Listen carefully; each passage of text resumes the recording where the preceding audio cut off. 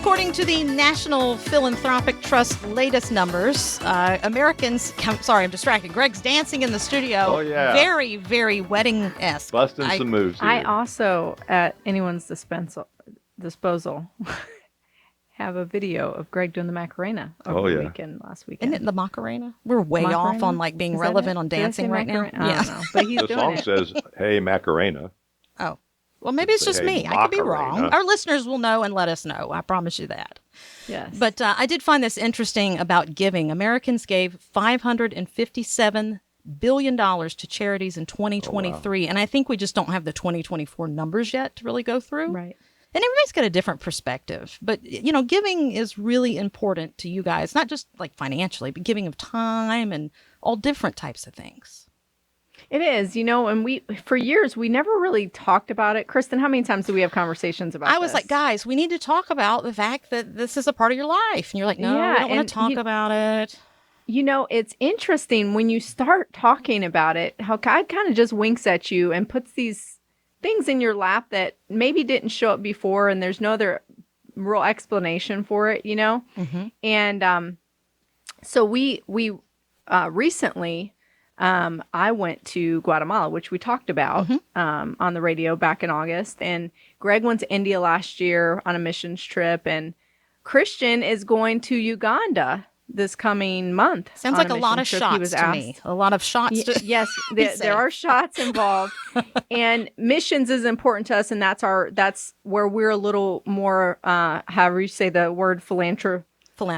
Philanthropic.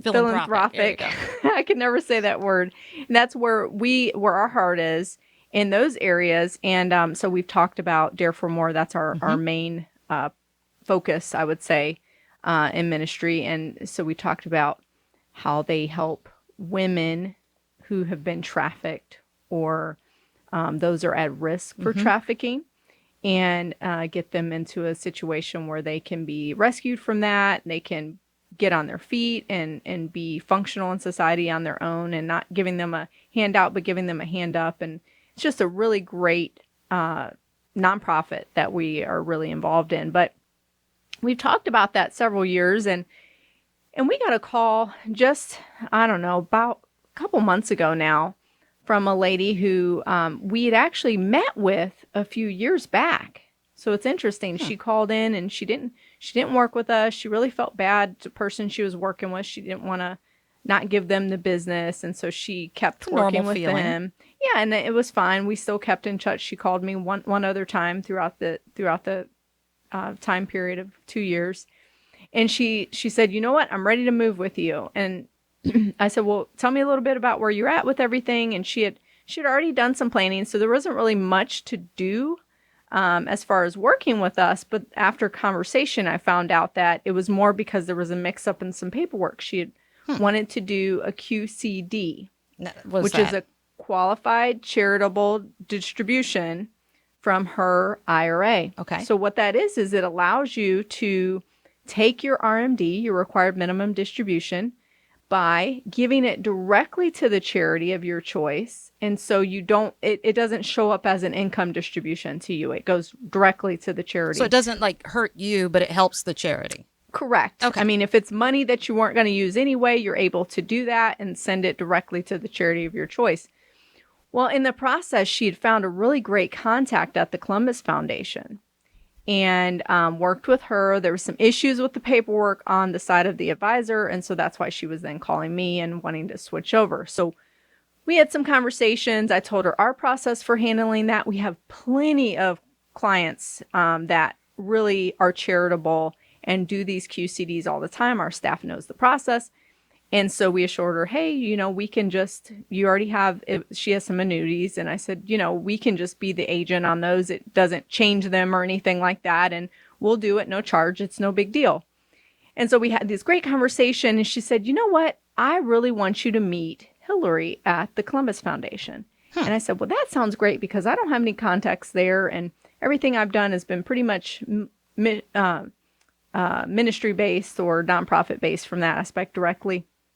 And so we had this lunch, and I am so glad we did. I came back so excited. Greg knows when I'm excited about something because I can't get the information out, organized, Is right? this the Is that lady a you good way to called put me it? about too? Yes, yes. So when I get excited about something, my mind, it's like my brain's racing and I can't really communicate it to anyone. Okay. So I actually have the binder with me because I don't think I'd be able to stay organized with it. But just a very high 50,000 foot viewpoint of this is that I understand the Columbus Foundation a lot more after this meeting, and I'm sure there's a lot more I still need to understand.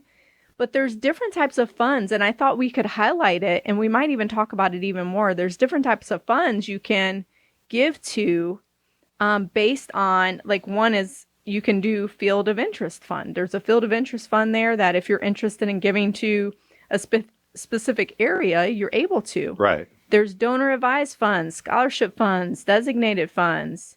And then there's a fund for Columbus, and there's different things you can do. They can create funds for an organization or individual that wants to give. And I think I'm more bothered by why the lady's advisor was dragging his feet, didn't know where to click, or what was the problem there? You know, a lot of times we've run into this over the years, and our style is never to beat up another advisor. Of course not. But a lot of times what happens is there's either a situation where an advisor is kind of flying by the seat of their pants and don't have support staff to actually do paperwork with clients. Which Legacy does. Which we do, and you would not want Greg, or even I used to do all the paperwork, but I don't even know at this point if you'd want me to do the paperwork. I'm so far removed from that. But we really have a process for everything. Our team has helped us create processes, and we verify things, we follow up on things. And so in this situation, essentially, first of all, the wrong paperwork was submitted. It was for an RMD and not a QCD. But then also, there was no follow-up, so it took a month to figure out that the paperwork was wrong. And so that was what happened in her particular situation. But in so many cases, honestly, I just think sometimes people just don't listen.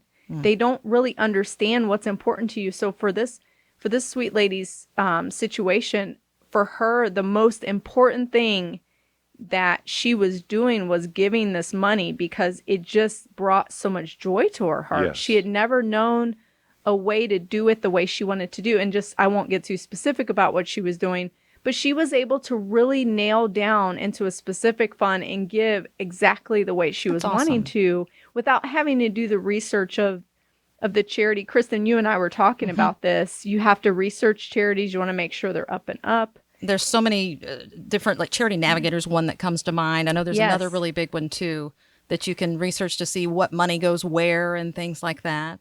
Yeah, but one of the things that Hillary pointed out to me that I thought was really interesting was they even can designate a like a secondary plan should something happen to the charity of your choice and you've already passed away. There's a backup plan. So if they fold or have issues or some kind of problem financially, they're able to then redesignate those funds. That's through the Columbus Foundation? Through the Columbus Foundation. Very cool. I thought that was, so I'm sure this is going to be a long relationship of really understanding exactly what they have to offer.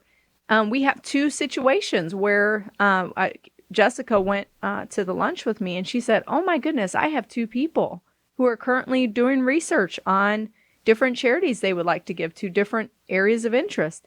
And so Hillary's like, yep, have them call us. We can help direct them and show them the areas, what's available in those areas that they're interested in. So if you don't have a particular thing like we do with Dare for More and other ministries that we support all over the world, then, this might be something that you can do. And really the main point of all this, I believe, is to find your purpose and find something that fulfills you.